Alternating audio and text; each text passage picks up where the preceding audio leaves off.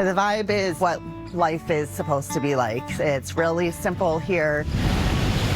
As part of the southern coast of Rhode Island, Charlestown is known for its rural feel, its hidden gems, and a place where the shoreline truly steals the show. It has 100 miles of open coastline. The beaches are incredible. We're going to start this Charlestown adventure by going for a walk on a trail that begins to reveal something special is ahead. The Rhode Island Troll Trail. Say hello to Eric Rock and Greta Granite, two towering, larger-than-life trolls who look as if they've wandered straight out of a fairy tale. They are the creation of world-renowned recycle and sculpture artist Thomas Dambo of Denmark. Dambo has built more than 175 trolls, now serving as landmarks from the Atlantic to the Indian Ocean, from forests to deserts. And when Louise Bishop, president of Rhode Island's South County Tourism Council, saw them, I was on a trip and I got stuck in the Newark airport. I just picked up a magazine. I turned the page and there is Hector the Protector, guardian of the seas who resides in Puerto Rico. I knew at that very moment that he and his family needed to move here. Here is Ninigret Park, home to 227 acres, a nature center and observatory, and since arriving here in 2024, two very popular gentle giants. The first week that we opened, we had 6,300 people. By the end of July, there had already been over 70,000 people who had come into this park. The heads of these towering figures are crafted in Copenhagen, the hair burnt branches from the park, and the rest made from white pine pallets. And here's the twist. They're not just art. They're part of a navigation system, pulling you deeper into the adventure. Hopefully I can capture all 5 of them. You know, today I'm on a little fairy tale adventure. I didn't realize how big they were until we went and saw them in person. Wow. My grandpa took me down South Jersey to see Big Rusty, one of the big giant trolls made of like scrap metal down there. And I was like, there's 5 in Rhode Island. I want to see all of them. That's right, 5. 1 each in Exeter, North Kingstown, and East Providence. Those are made from recycled bourbon barrels. After all that trolling, there's really only one right move: to Quaney Farms. We make all of our own bread. We have sourdoughs and baguettes and ciabattas.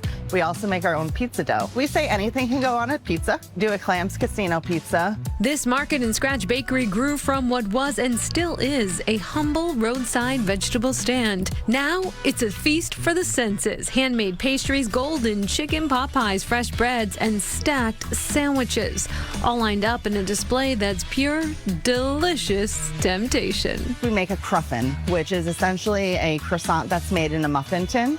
And we stopped making those for a short amount of time, and there was quite an upset with the community. So we brought those back real quick. We can't keep our chicken salad on the shelf. A home for locally grown, locally made, and locally creative goods. No stop in Charlestown is complete without getting a little lost in the whimsy of the fantastic Umbrella Factory. It's part shopping trip, part storybook, an eclectic mix of magical stores, a winding bamboo forest, and an extroverted emu.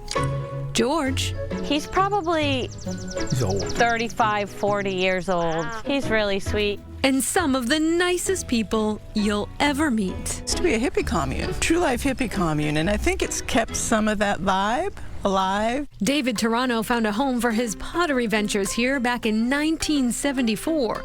He never left.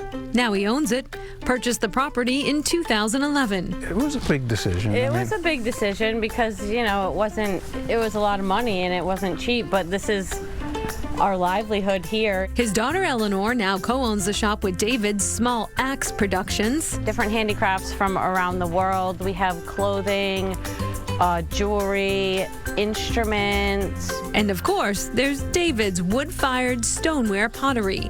The whole property is a living canvas for creativity, guided by free-roaming chickens. Everywhere you turn, something unexpected. Purple Shell Wampum Jewelry recognized as some of the finest in the world, alongside a toy store, a candy shop, and the rustic garden. We both had the hobbies of antiquing and collecting and repurposing junk in our yard.